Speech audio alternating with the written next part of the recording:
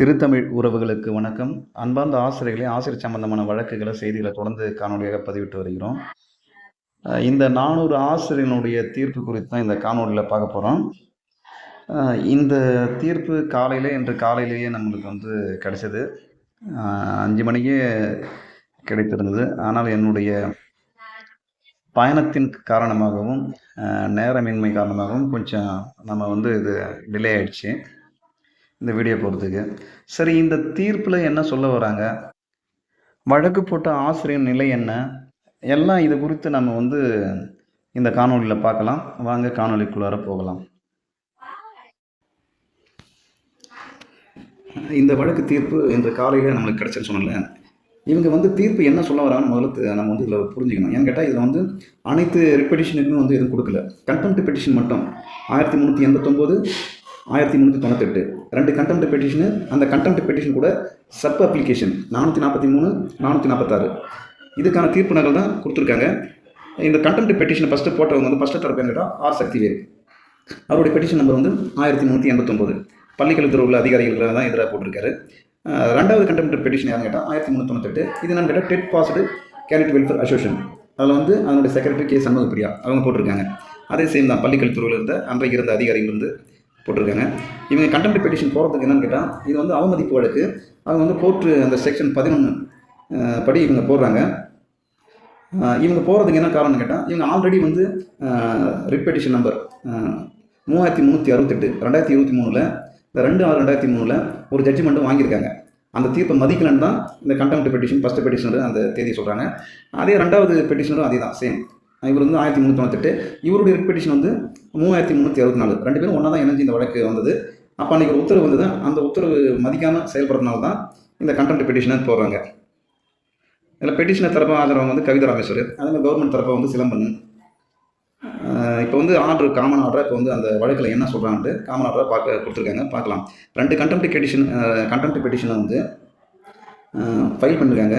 அதில் ஃபைல் பண்ணும்போது அந்த பேராவில் 75 பேராவில் என்ன சொல்லியிருக்காங்கட்டா பாருங்கள், 2 பேருடைய ரிப்பெட்டிஷனும் 3364, 3368 இதை எதிர்த்து அப்பீலுக்கும் போயிருக்காங்க. அந்த அப்பீல் நம்பர் தான் 313 2022.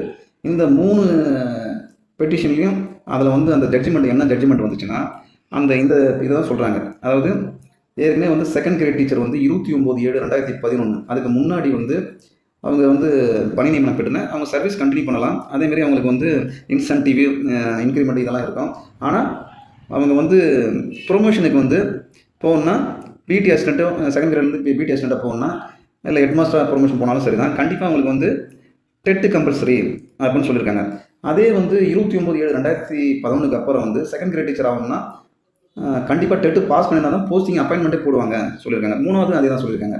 என்ன சொல்லியிருக்காங்கன்னா, கிராஜுவேட் டீச்சர் அவங்களும் அந்த 29/7/2013 முன்னாடி 11 பிறகு அப்பாயின்மெண்ட் வாங்கினா டெட்டு கம்பல்சரி பாஸ் ஆகணும்னு சொல்லியிருக்காங்க. அதேமாரி வந்து செகண்ட் கிரேட் டீச்சர் வந்து ட்ரான்ஸ்ஃபரோ இல்லை வந்து இப்போ ஆனால் கூட அதுக்கு வந்து டெட்டு வந்து ப்ரொமோஷனுக்கு வந்து பிடிஆர் மாறினா கூட கண்டிப்பாக டெட்டு வேணும்னு சொல்லியிருக்காங்க. அதேமாதிரி இந்த 4வதுல வந்து கவர்மெண்ட்டில் வந்து ஒரு சிறப்பு விதி கொடுத்துருக்காங்க 30/1/2020. அதில் வந்து டீச்சர் எலிஜிபிள் டெஸ்ட் வந்து நேரடி நியமனம் தேவைணும். அதேமாதிரி வந்து அனைசர் ரெஃபர் டு ஒன்று கொடுத்துருக்காங்க.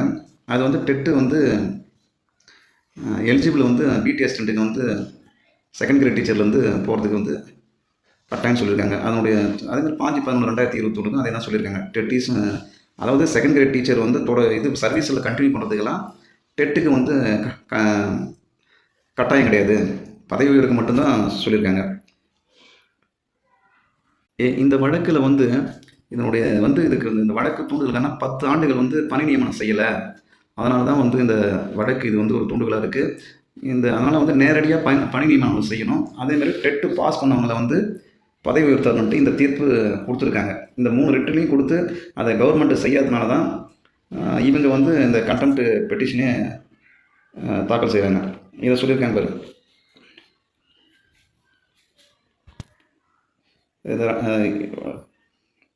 இந்த 2வது பாயிண்டில் கோர்ட் ஆல்ரெடி வந்து கவர்மெண்ட்டுக்கு வந்து சொல்லியிருக்காங்க, டெட்டு குவாலிஃபைடு கேண்டிடேட்ஸ் வந்து ஆல்ரெடி தீர்ப்பு வழங்கியிருந்தாங்கல்ல, அந்த தீர்ப்பை மதிக்கணும்னு சொல்லிட்டு தான் வந்து இவங்க வந்து கண்டெம்ட்டு இது பண்ணுறாங்க. இது எப்படின்னு கேட்டால், சென்ற வருடம் நம்ம பார்த்துருக்கலாம்.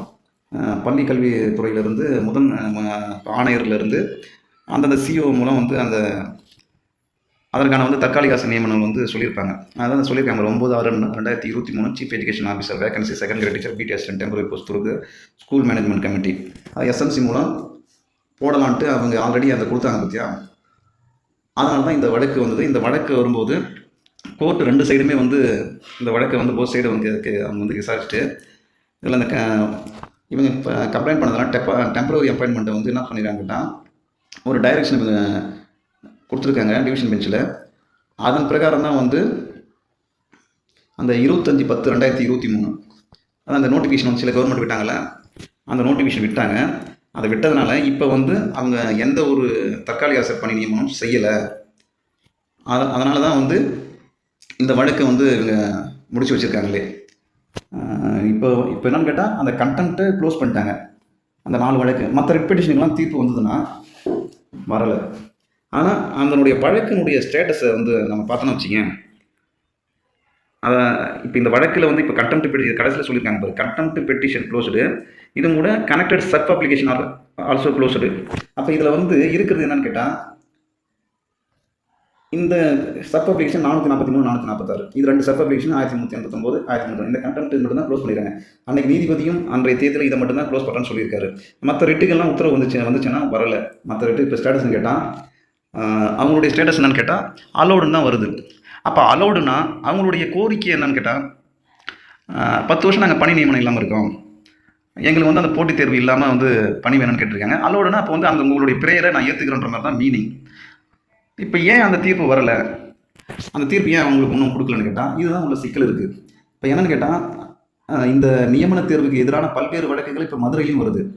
இந்த வழக்குகள்லாம் அனைத்து இணைந்தும் இப்போ வந்து நாளைக்கு வந்து அதனுடைய விவரம் என்னன்னு தெரியும். ஆனால் அரசு தரப்பு என்னென்ன யோசிக்குதுன்னு கேட்டால் கவர்மெண்ட்டில் வந்து இந்த போட்டித் தேர்வு சான்றிதழ் சரிபார்ப்பு முடித்தவங்களுக்கு சீக்கிரம் பணி நியமனம் கொடுக்கணுன்றதுக்காக தான் இதில் தீவிரமாக இறங்கி வழக்குகள்லாம் எப்படி முடித்து வைக்க வேண்டும் என்று அதற்கான காய்களை நகர்த்திட்டு வருது. இப்போ என்னன்னு கேட்டால் இந்த வழக்கில் இப்போ என்ன நடக்குன்னு கேட்டால் இப்போ கோர்ட்டு இப்போ மற்ற ரெட்பெட்டிஷன்லாம் இப்போ வந்து எல்லாமே வந்து க்ளோஸ்டு, எல்லாமே டிஸ்போஸ் பண்ணிட்டாங்க, தூக்கி எறிஞ்சிட்டாங்க. இப்போ வழக்கு அவங்களுக்கு ஒன்றும் தீர்ப்பு நகல் தான் கிடைக்கல. தீர்ப்பு நகல் அது எப்போ கிடைக்கின்றது பின்னாடி தான் தெரியும். அதை பற்றி நம்ம அப்புறம் பேசலாம். இப்போ கவர்மெண்ட்டினுடைய நிலைப்பாடு என்னன்னு கேட்டால் உயர்நீதிமன்றத்தில் உள்ள வழக்குகள் எல்லாமே க்ளோஸ் பண்ணிட்டா அவங்களுக்கு இந்த பணி நியமனம் செய்வதற்கு எந்த ஒரு பிரச்சனையும் இருக்காது.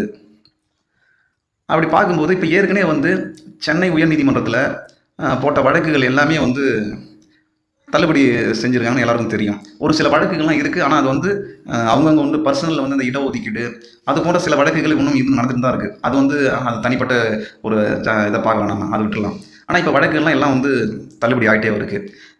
ஏற்கனவே வந்து இதே வந்து இப்போ ஆக்டிங் சீஃப் ஜஸ்டிஸ் இருந்தார்ல, அவர் வந்து இப்போ அவர் முன்னாடியே வந்து டபுள் பெஞ்ச் வழக்கு ஒன்று இந்த எல்லோரும் கேள்விப்பட்டிருப்பீங்க. அந்த டெட்டு மதிப்பெண்ணை கணக்கில் கொள்ளணுமா, கணக்கில் என்சிட்டிங்கெல்லாம் கொடுக்குற பற்றியா, அந்த ஒரு வழக்கு இன்னும் பெண்டிங் இருக்குது. ஆனால் பெண்டிங் இருந்தாலும் திரும்பி டபுள் பெஞ்சில் அதே ஒரு வழக்கு மற்றொரு வழக்கு வரும்போது அதை க்ளோஸ் பண்ணிட்டார். கீழமை நீதிமன்றம் கொடுத்த உத்தரவே போதுன்னு சொல்லி அதை வந்து க்ளோஸ் பண்ணிட்டாரு. இப்போ அந்த வழக்கு எப்படி அது வந்தால் இப்போ ஏற்கனவே கவர்மெண்ட் தரப்பில் இதே வழக்கு ஏற்கனவே உங்கள் முன்னாடியே முடிச்சு வச்சுக்கான்னு சொல்கிறதுக்கும் வாய்ப்பு இருக்குது. ஆக மொத்தம் வழக்கெல்லாம் இப்போ வந்து முடிச்சுட்டு வராங்க. நாளைக்கு வரக்கூடிய மதுரை வழக்கும் அதே மாதிரி தான் நிலைப்பாடு தான். இப்போ வந்து வழக்கு வந்து ஒரு வேளை வந்து கவர்மெண்ட் தரப்பு சாதகமாச்சுன்னா உடனே பணி நியமன ஆணைகள்லாம் வந்து அதற்கான முயற்சிகளை இறங்கிடுவாங்க. இந்த 400 வழக்கு வந்து இன்னும் உத்தரவை வரலையே, இப்போ என்ன பண்ணுவாங்க அப்படின்னா, இப்போ கோர்ட்டு வந்து இப்போதைக்கு வந்து அரசுக்கு எந்த ஒரு நிபந்தனையும் கிடையாது. இந்த மதுரையில் உள்ள வழக்குகள்லாம் முடிஞ்சிச்சுன்னா எந்த ஒரு பிரச்சனையும் கிடையாது. ஆட்டோமேட்டிக்காக பணி நியமனம் இந்த நியமனத்தில் சான்றிதழ் சரிபார்ப்பு முடிச்சவங்களுக்கு கண்டிப்பாக 100% நடக்கும். அப்போ இந்த 4 பேருக்கு என்ன அப்படின்னு கேட்டால், இதில் வந்து அரசாங்கம் இதில் சாமர்த்தியமாக காய் நகர்த்துகிறது.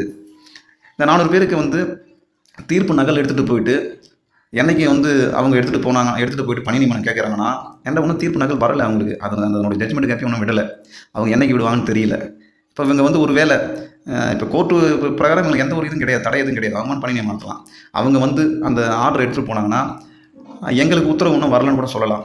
இவங்க டிஆர்பிகிட்ட போய்ட்டு எங்களுக்கு இந்த மாதிரி உத்தரவு வந்துருன்னு போய் பண்ணாங்க கேட்டால் எங்களுக்கு உத்தரவு வரலன்னு சொல்லலாம்.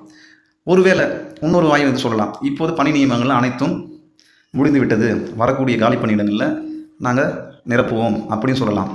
இதை எதிர்த்து மீண்டும் இவங்க வழக்கு போனாங்கன்னா, திரும்பி நீதிமன்ற உத்தரவு போனாங்கன்னா, இவங்க வந்து மீண்டும் உச்சநீதிமன்றம் செல்ல வாய்ப்பு இருக்குது. ஆக மொத்தம் இந்த 400 பேருக்கு வந்து பணி வழங்குவதற்கு இந்த அரசு வந்து தயாராக இல்லை. அது மட்டும் 100% உறுதியாக சொல்ல முடியும். வழக்குகள் மூலம் மேல்முறையீடு செய்வதற்கு அவங்க தயாராகிட்டாங்க. உச்சநீதிமன்றம் சென்றால் கண்டிப்பாக 2 வருடங்களோ இல்லை 3 வருடங்களோ ஆகும். அங்கு போய் வந்து வெற்றி பெற்று வரக்கூடிய சூழ்நிலையை வேறொரு அரசாங்கம் வரும், வேறொரு முறையை கொண்டு வரும், எது வேணாலும் நடக்கலாம். தற்சமயத்துக்கு வந்து இந்த 400 பேர் ஆசிரியர்களுடைய வழக்கு, இந்த வழக்கு எப்படின்னு கேட்டால் ஆப்ரேஷன் சக்ஸஸ் பேஷண்ட் டெத்துன்ற மாதிரி கண்டிஷனில் தான் இருக்குது. இப்போதைக்கு இந்த சூழ்நிலையில் தான் இந்த வழக்கு இருக்குது. இதை வந்து அவங்களுடைய ஜட்ஜ்மெண்ட் காப்பி எப்போ வரும்னு தெரியாது. ஏன்னாட்டா அவங்களுக்கு உத்தரவு வந்து ஒன்றும் கொடுக்கல. அந்த ரெட் பெட்டிஷன்லாம் வந்து இப்போ 4 வந்து கண்டெம்ட் தான் கொடுத்துருக்காங்க. அவங்க ஒவ்வொரு நபரும் பர்வதம் குரூப் ஒரு 160, இந்த சுதா 51, கணேசன் ஒரு 50 நினைக்கிறேன், கணேசன் சித்ரா ஒரு 8, அந்த மாதிரி நிறைய பின்னாடி போடப்பட்ட வழக்கெல்லாம் இருக்குது. 410 பேர். இந்த 410 பேருக்கும் வந்து அந்த ரிட்டு போட்டு யார் என்ன வராங்களோ அந்த நகல் கிடைச்சாதான் அதை எடுத்துன்னு போய் தான் இவங்க வந்து டிஆர்பியில் வந்து முறையிட முடியும். எங்களுக்கு இந்த உத்தரவு வந்திருக்கு, இதை வந்து எங்களுக்கு வேலை வாய்ப்பு கொடுக்கணும் கேட்கணுன்ட்டு இது பண்ண முடியும். அந்த மாதிரி வேலை கேட்கும்போது டிஆர்பி மேல்முறையீடு உச்சநீதிமன்றம் செல்வதற்கும் வாய்ப்பு இருக்கும். எங்களுக்கு வந்து உத்தரவு இன்னும் எங்கள் கைக்கு வரலை, நாங்கள் வந்து கொடுக்கணும்னு சொல்கிறது இருக்கும். தட்டி கடிக்கிறதுக்கு என்ன வேணால் காரணம் வேணாலும் சொல்லலாம். இப்போது இந்த வழக்கில் உள்ள விவரங்கள் இதுதான். மேற்கொண்டு தகவல் ஏதேனும் இருந்தால் நம்ம யூடியூப் சேனலில் பகிரப்படும். நம்ம யூடியூப் சேனலை தொடர்ந்து பாருங்கள், சப்ஸ்கிரைப் பண்ணுங்கள், லைக் பண்ணுங்கள். நன்றி.